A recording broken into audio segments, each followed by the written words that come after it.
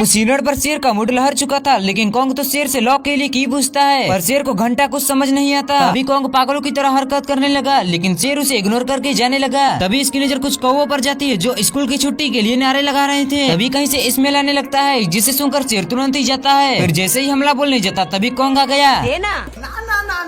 देना मैं तेरे वास्ते नाची रे।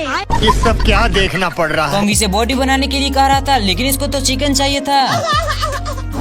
मैं मरी जाऊंगा कॉन्ग शेर पर चढ़ जाता है, जिसके बाद कॉन्ग को मस्त आइडिया मिल जाता है और कॉन्ग आइंस्टाइन का दिमाग लगाकर चिकन को फेंक कर शेर को एक केले के पेड़ के पास लेकर आता है। कॉन्ग केले को तोड़ कर देता है, लेकिन शेर उसे नहीं खा रहा था, तो कॉन्ग केला को मुंह में ही ठूस दिया। बकरे को एक खूबसूरत बकरी दिखाई देती है। अब बकरा उसे इम्प्रेस करने में लग जाता है। वो इतना आशिकी में डूब गया था कि उसे कुछ और दिखता ही नहीं है। लेकिन तभी बेइज्जती होने के बाद वो अपनी सड़ेली दांत दिखाता है। तभी उसे पहाड़ पर एक फूल दिखाई देता है और बकरी को इम्प्रेस करने के लिए फूल को लाने की सोचता है। मंजिल को भूला कर जिया तो क्या जिया, अगर तुझ में दम है तो उसे पाकर दिखा। लाख कोशिश के बाद बकरा फाइनली पहाड़ पर चढ़ गया, लेकिन ये क्या,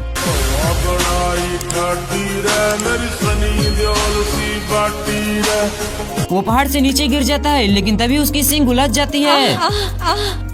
बकरा अब कांटों के बीच में फंस चुका है, लेकिन वो अपने टैलेंट का पूरा इस्तेमाल करता है।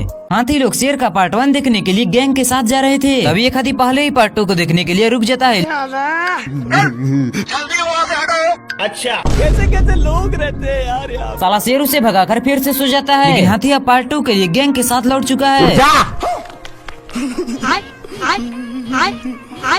सभी हाथी अपना पढ़ाई छोड़कर शेर को परेशान करने में लग जाता है, क्योंकि वो लोग पहले ही डिसाइड कर चुके थे।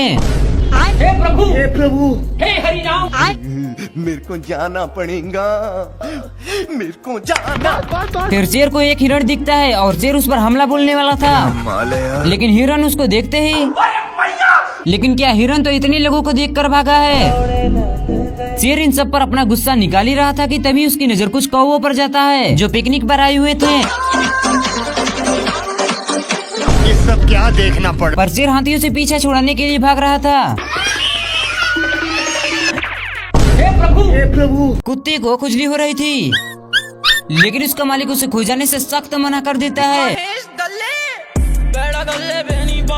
पैंथर वहाँ स्केटिंग कर रहा था और कुत्ते के पास जाकर उसे खुजाने लगता है। बहुत मजा आ रहा है यहाँ पे। बाप रे। जो दूरबीन से देखता है और अब पैंथर के ऊपर लैंड करता है। रुक, तेरे को बताते। पैंथर अब जहाँ जाता खुजली से उसका नशा ढीला हो जाता। तभी पुलिस वाला उसकी पूंछ पकड़ कर ले जाता है। सिस्टम पार देंगे। जो अब उसके शरीर में पिकनिक मनाता और खाने में पैंथर को खाता, और पैंथर इस बक्से में कूदकर अपना पीठ खुजाता है। लेकिन ये साला तो इंजीनियर निकला, जो इसके शरीर में ड्रिल मशीन चलाने लगता है और पैंथर बॉडी वॉश करने चला जाता है। लेकिन ये साला तो मजे करता है, वो एक मशीन को चलाता है और पैंथर की फड़ के 4 हो जाती है।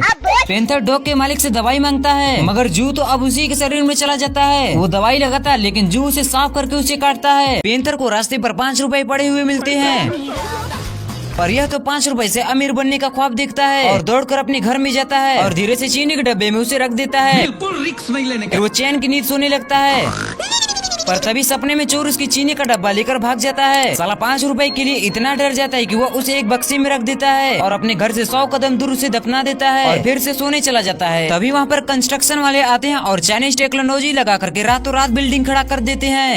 वहाँ दूसरी तरफ पैंथर को फिर से चोरी का सपना आता है, इसलिए वो अपना पैसा निकालने के लिए जाता है, पर बिल्डिंग बीच में आती है। रुक, तेरे को बताते।